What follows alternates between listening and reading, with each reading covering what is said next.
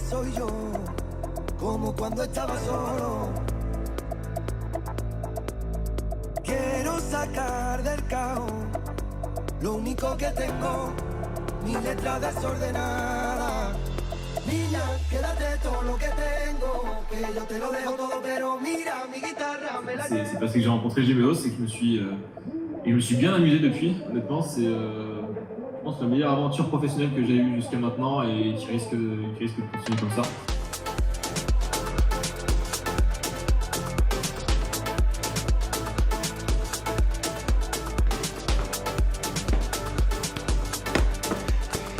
Du Brésil. Hello les gars, donc bienvenue dans la nouvelle vidéo de Road to Million 11. C'est une série de vidéos dans laquelle on partage les coulisses de notre agence de création de site web et avec laquelle on veut générer 1 million d'euros de chiffre d'affaires cette année. Donc je le répète parce qu'il y a potentiellement des nouvelles personnes qui nous découvrent via cette vidéo-là. Et c'est bien de mettre un peu du cadre et de vous dire un peu ce qu'on fait pour donner un peu de contexte. Et comme vous l'avez vu dans le début de la vidéo, on a partagé un petit retour de Brian qui nous a vraiment fait plaisir sur notre management, la façon dont il se sent dans l'agence.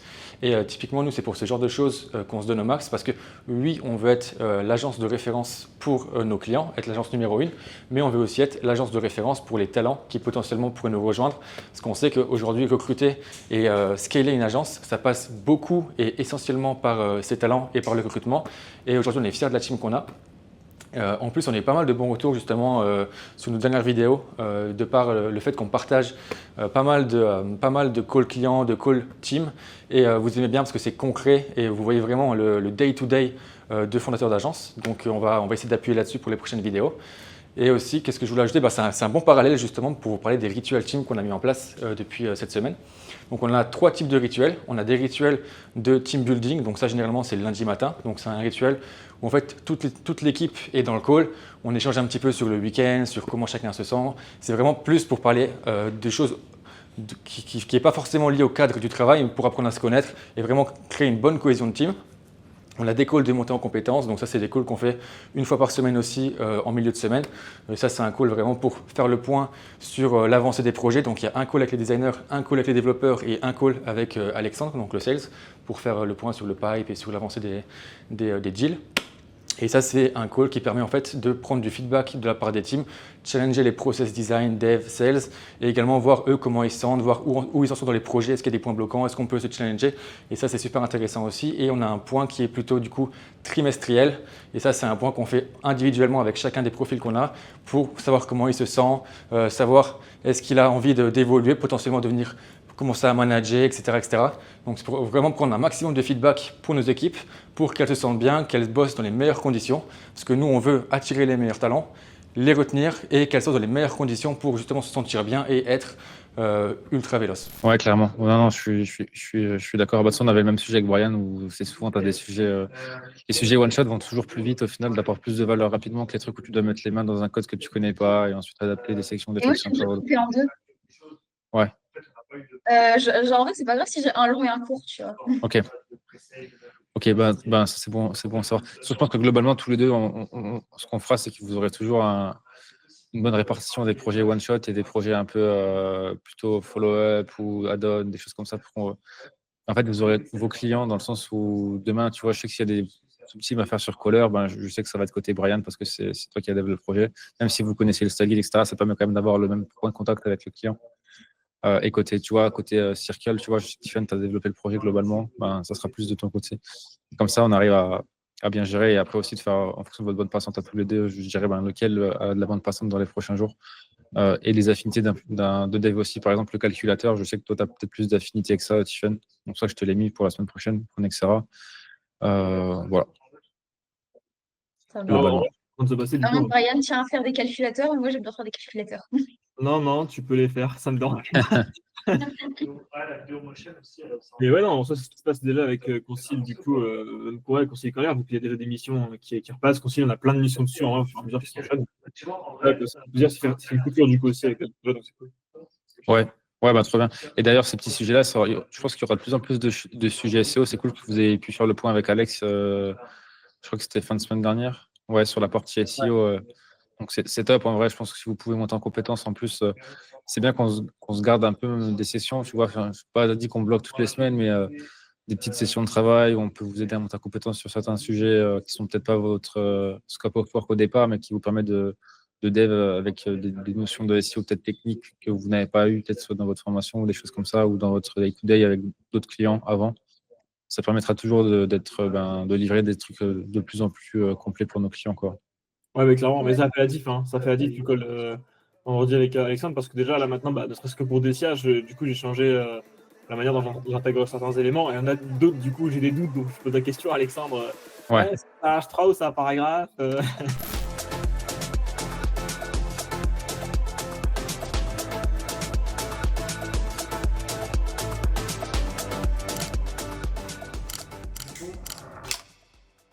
Comment ça va les gars? Bon, je crois que vous êtes plusieurs à nous avoir demandé et c'est un sujet qui est assez fréquent, je pense, dans les agences, dans les business, c'est le sujet de l'acquisition parce qu'aujourd'hui, c'est le marketing au final, le nerf de la guerre dans tous les business. C'est pas toujours ceux qui font le meilleur taf qui gagnent entre guillemets le plus d'argent, même si c'est pas une finalité en soi, mais c'est pas toujours ceux qui font le meilleur business, la meilleure presta, qui ont le meilleur produit, même ça se voit très bien, qui vont vendre le plus parce qu'aujourd'hui, le nerf de la guerre, c'est le marketing. Encore une fois, McDonald's, c'est loin d'être les meilleurs burgers, mais ils sont loin devant tous les concurrents. Donc pour comprendre ça, vous êtes plusieurs à avoir demandé dans les commentaires ou quand j'en croise certains d'entre vous, vous nous demandez comment vous faites en termes d'acquisition. Donc déjà, je voulais juste vous montrer rapidement. Vous avez déjà remarqué qu'on a reçu des petits cadres, donc c'est assez sympa. Alors, vous avez dû les voir passer sur Insta ou TikTok, enfin je veux dire sur Insta ou même sur Pinterest, c'est un peu partout. Voilà, ça met un peu de... D'ailleurs, ça reflète un peu ici. Ça met un peu ça habille un peu, etc. Parce que les murs sont très blancs, donc c'est vraiment très cool. On s'est fait une petite ambiance assez sympathique, mais hop, je vais pas vous prendre plus de temps que ça. Je vais juste mettre en place le petit setup pour que je vous explique les sujets sur l'acquise. Hop, je sais pas faire tomber la caméra. Hop, j'y arrive. Yes, du coup, je disais, donc il y a des sujets d'acquisition qui sont toujours une question un peu, comment tu craques ton acquisition? En fait, il n'y a pas de secret, il n'y a pas de comment tu craques ton acquisition. Ça serait un peu mentir de dire qu'on a craqué le système. Et encore une fois, nous, on n'est pas non plus sur un afflux de leads dans tous les sens. Aujourd'hui, si on fait un peu plus de 100 000 € par mois, c'est parce qu'aujourd'hui, on arrive à avoir beaucoup de clients qui restent chez nous, qui nous rachètent, donc avec une lifetime value élevée, mais aussi des deals qui viennent avec des beaux paniers moyens. Donc encore une fois, notre panier moyen est entre 10 et 15K, donc seulement 10 deals et on passe le palier des 100K. Donc il ne faut pas non plus aller chercher du méga volume pour aller chercher ces paliers-là, mais encore une fois, en effet, pour signer du high ticket, donc au-dessus de 10-15K, il va y avoir d'autres sujets pour avoir du trust, avoir de la conversion. Ce n'est pas le sujet. Là, pour vous expliquer un peu notre canal d'acquisition principal, déjà, il n'y en a pas aujourd'hui. Il y en avait un historiquement, c'était vraiment LinkedIn. Aujourd'hui, c'est toujours le cas. Encore une fois, LinkedIn, on poste tous les jours avec Sacha, ça nous ramène du réseau, on est visible, etc. Et nous, on a vraiment une stratégie d'être multicanal, dans le sens où aujourd'hui, en fait, vous savez très bien que les habitudes de consommation, aujourd'hui, vous pouvez être très bien sur Instagram entre une pause déj, sur TikTok lorsque vous êtes aux toilettes, pour passer sur YouTube en soirée devant la télé, et en passant sur LinkedIn dès que vous êtes au bureau pour faire un peu de réseau de networking. Donc au final, vous utilisez tous les réseaux, tous les canaux, vous les consommez, mais en fait, les gens ne vont pas se dire « Ah, en fait, je l'ai vu sur LinkedIn, ah, je l'ai vu ici ». Non, ce qu'il faut, c'est que les gens ils vous voient partout. Encore plus dans notre business à nous, un business de service qui n'est pas un business où tu remues de la douleur, comme je viens de me dire, mais un business où il faut que lorsque la personne a un besoin, elle pense à toi. Donc ça, c'est super important, donc ça passe beaucoup par le contenu. Nous, comme vous voyez, typiquement, ce genre de vidéo, c'est pas facile d'être devant la caméra, mais aujourd'hui, ça nous ramène beaucoup de business. On est largement rentable, ça nous coûte de l'argent, de l'énergie, mais on aime ça. Et en plus, ça nous permet aussi de travailler notre personal branding. Mais ça, c'est un autre sujet. Nous, c'est beaucoup le contenu, donc LinkedIn, Instagram, YouTube. Donc évidemment, dès que vous postez sur un canal, vous pouvez en fait repurpose, donc réutiliser le même contenu, le découper, faire un short, faire un petit vidéo, mettre l'intro sur LinkedIn. Enfin, il y a énormément de choses à faire. Donc c'est pas, si je fais du YouTube, je vais être que sur YouTube. Donc le format vidéo est compliqué, mais il permet d'être facilement repurpose sur d'autres canaux. Comme je vous l'ai dit, donc en short, en réel, en TikTok, donc en format vertical, etc., etc. Donc nous, je pense qu'aujourd'hui, ces sujets-là, ça nous ramène à peu près le contenu 30 à 40% des deals. Donc, mais ça joue aussi beaucoup sur du trust. Donc encore une fois, le fait d'être présent est pertinent. Parce que ça, c'est aussi un sujet que je vois souvent, c'est que les gens disent en fait, je poste tous les jours, mais j'ai pas de résultat. Ou alors, moi, en fait, je poste, mais j'ai personne qui vient dans mes DM. Aujourd'hui, pour être totalement transparent, j'en parlais avec Raphaël, je serais incapable de dire à quel point LinkedIn, c'est notre canal principal parce que en fait, personne ne vient en DM. Les gens ils passent sur le site, il n'y a pas d'UTM, il n'y a rien, donc je suis incapable de dire s'il y a LinkedIn. Par contre, dans les calls, en général, ils nous disent voilà, je viens de LinkedIn, ou des fois on oublie même de demander, où ils disent j'ai vu votre tête sur LinkedIn, j'ai vu ceci, j'ai vu cela, ou ensuite j'ai tapé agence Webflow, je vous ai vu en premier sur SEO, d'ailleurs qui est un autre canal aussi super important pour nous, qu'on a mis un gros coup de collier les 6 derniers mois sur le SEO, où agence Webflow on est deuxième, encore cette semaine je crois qu'on a eu encore un deal tout à l'heure, là on est jeudi à 23h, presque minuit, et on a encore eu un deal tout à l'heure avec Alex, moi j'ai tapé agence Webflow, j'ai pris les 3 premiers, j'ai vu vos cas clients, j'ai vu vos refs, j'ai vu que vous êtes du SaaS, de la startup, de la boîte tech. J'ai vu que vous étiez créatif, donc directement j'ai fait une demande de devis. Maintenant, après, ce qui va jouer, c'est est-ce qu'on va réussir à le closer, est-ce qu'on aura une bonne propale, est-ce qu'on sera convaincant. Et ça, c'est un autre sujet. Le but, c'est de ramener le plus de monde possible, qualifié encore une fois. Et ensuite, c'est entre les mains d'Alex et moi encore pour le moment. Donc voilà, moi, si j'ai une recommandation à vous faire, c'est déjà d'être visible. Donc pour vous, le marketing aujourd'hui, c'est juste une garde de l'attention. Donc faites du contenu qui peut être reproposé, donc réutilisé sur d'autres canaux. Donc ça peut être un podcast que vous mettez ensuite en format short, en format réel, en format TikTok, que vous pouvez annoncer sur LinkedIn pour faire de la visibilité. Encore une fois, un podcast avec des personnes que vous invitez qui sont dans votre niche. On voit trop de gens qui veulent de la vanity metrics et donc d'aller faire des podcasts avec des personnes connues pour aller faire du reach. Mais en fait, compte, ce n'est pas votre niche du tout. C'est-à-dire que si vous ramenez une personne connue et que cette personne connue, sa communauté, ce n'est pas vos clients, vos prospects, en fait, vos clients-types, vos ICP, à aucun moment ça va se transformer en business. Nous, aujourd'hui, on a fait un seul podcast, c'était avec Quentin, donc le VP Marketing de Paradox, c'est pile poil notre niche. On parle de choses que tous nos clients connaissent et ça leur apporte de la valeur et forcément, ils vont venir toquer notre porte. Ça a déjà dû arriver, on n'a pas encore d'informations, on ne le sait pas, mais en tout cas, ce qu'on sait, c'est que le business y croit. La seule chose qu'on a modifié, c'est qu'on fait plus de contenu. Donc, encore une fois, ça vous donne aussi un indicateur. Bon, évidemment, on a aussi plus de sites livrés, donc plus de bouche-oreille, plus d'effets boule de neige. Mais voilà, il faut juste faire beaucoup en bien, en intéressant. Et encore une fois, c'est un truc qui s'appelle aussi le principe de réciprocité.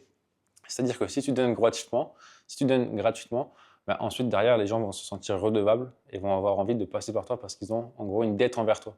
Donc moi, si j'ai fait tous ces contenus donc de how-to, donc sur Gemios Academy, où j'ai fait du contenu sur comment faire ceci, des choses techniques, comment faire cela, des petits tutoriels, des choses comme ça. Aujourd'hui, on a encore eu un deal la semaine dernière. Je suis venu parce que j'ai vu en fait que j'ai tapé comment récupérer les paramètres UTM dans un Calendly et les remonter dans mon CRM. J'ai vu votre tuto, j'ai kiffé. J'étais juste bloqué sur un autre sujet. Il est venu, il est rentré par la petite porte, on fait une refonte. Bam, basta cosy. Ça m'a pris une demi-heure à faire le tuto, on va signer 10K. Voilà. Ensuite, c'est juste une question de à quel point vous êtes motivé à le faire, à quel point vous êtes vraiment motivé à le faire et à poster tous les jours, à faire du SEO, des articles, du contenu de qualité, de la vidéo, vous mettre face cam, reproposer, payer un monteur, payer des personnes pour faire vos scripts si jamais il y a besoin. C'est tout ça, c'est de l'investissement sur le temps, mais en fait, ça compound et le contenu il reste. L'ADS ne reste pas. On en fait quand même un petit peu sur Meta en retargeting pour aller réchauffer et récupérer, activer des prospects qui ne vont pas faire de demande de devis, mais ça s'arrête là. Voilà pour en gros les sujets d'acquise de Gemios et quelques partenariats avec des agences, mais encore une fois, ça s'est fait parce qu'ils nous ont vus sur LinkedIn ou sur YouTube ou sur Insta ou en ads. Donc, c'est pas plus compliqué que ça.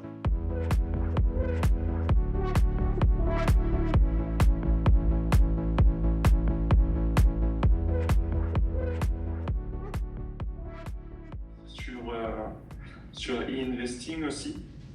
Ouais. Donc ils ont l'air d'avoir bien aimé les propositions, surtout la V1 là, très clean, très minimaliste, mais à laquelle ils veulent quand même rajouter un fond ici parce qu'en fait ils m'ont dit, au début ils croyaient que là ce serait les images des mentors du coup, donc Nicolas et Darius. Mais je leur ai dit non, c'était plutôt pour montrer le persona type de client un peu, montrer des clients contents d'être là. Mais ils m'ont dit comme ils n'avaient pas trop de clients type, ils préféraient pas faire ça.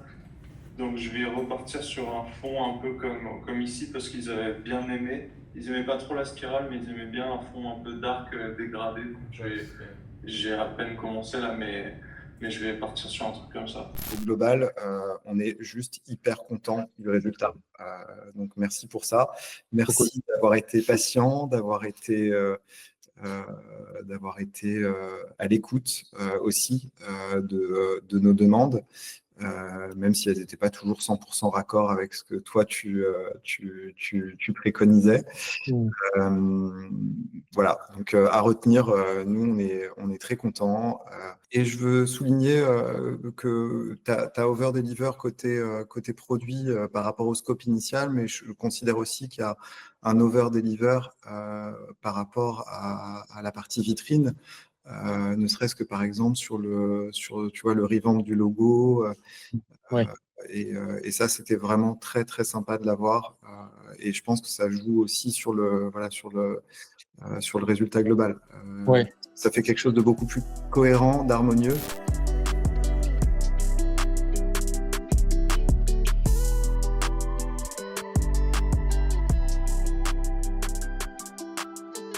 Voilà les gars, donc ça c'était un call de feedback. Donc c'est un call que nous on met en place à la fin de chaque projet systématiquement qui nous permettent de recueillir du feedback de la part des clients pour savoir comment le projet s'est passé, est-ce qu'il y a des choses qui sont très bien passées, est-ce qu'il y a des choses qu'on peut améliorer, et ça nous permet de progresser de projet en projet pour avoir vraiment une satisfaction client qui ne bouge pas ou même qui s'améliore de projet en projet.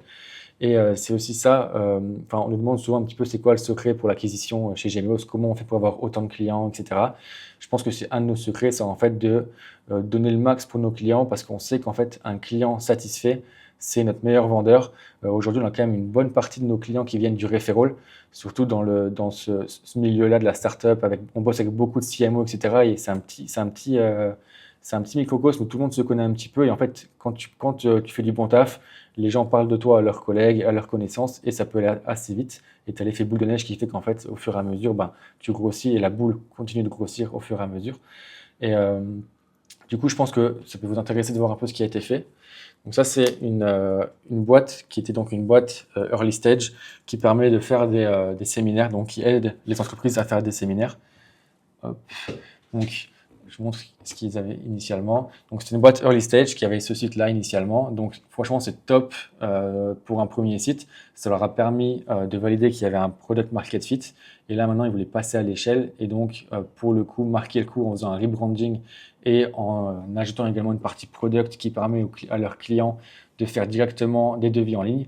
Donc là, vous pouvez voir le travail qui a été fait. Donc il y avait vraiment un gros enjeu de trust, donc mettre les logos de leurs clients, qui sont d'ailleurs des très bons clients, donc super rassurant, et mettre également un côté chaleureux en place, parce que souvent, c'est quelque chose que les clients recherchent. Ils veulent vraiment s'évader dans des endroits de bien-être, et également le côté écologique. On sait qu'aujourd'hui, pour les entreprises, c'est important cet aspect-là. Donc, je ne vais pas trop m'attarder sur la partie site vitrine. Vous avez vu un petit peu à quoi ça ressemble. Parce qu'en plus de la partie DA, il y avait un gros enjeu du UX. Donc, je vous montre juste ici. Tac, je vais revenir au début. Donc, en gros, l'objectif de ce produit-là, c'est de permettre à leurs clients de faire des devis de façon autonome en ligne. Et donc, on a eu un gros travail du UX que vous pouvez voir ici. Donc, ça permet de choisir un hébergement. On peut filtrer en fonction de pas mal de filtres. On a également la vue par maison, par lieu, avec pas mal de détails. Et ici, en fait, on a un élément qui permet en fait aux clients d'ajouter plus d'infos. Et c'est en fait un petit filtre, une pré-qualif qui permet à Teamhouse ensuite de préqualifier le lead et de mettre en face une solution adaptée avec un pricing. Donc voilà pour ça. C'était un super projet. Nous, pour le coup, ça, c'est un projet qu'on a pris quand même du plaisir parce que c'est pas quelque chose qu'on fait souvent du product comme ça. Mais c'est quelque chose qui est quand même super intéressant et avec des gros enjeux d'UX, des gros enjeux de user flow. Pour le coup, je trouve que c'est une belle réussite. Donc, on a hâte de voir les répercussions business pour Teamhouse. Là, c'est en cours de développement. Donc, je pense que d'ici quelques semaines, ça sera live. Et vraiment hâte de faire le point avec Benjamin pour voir un peu où ça en est en termes de répercussions business.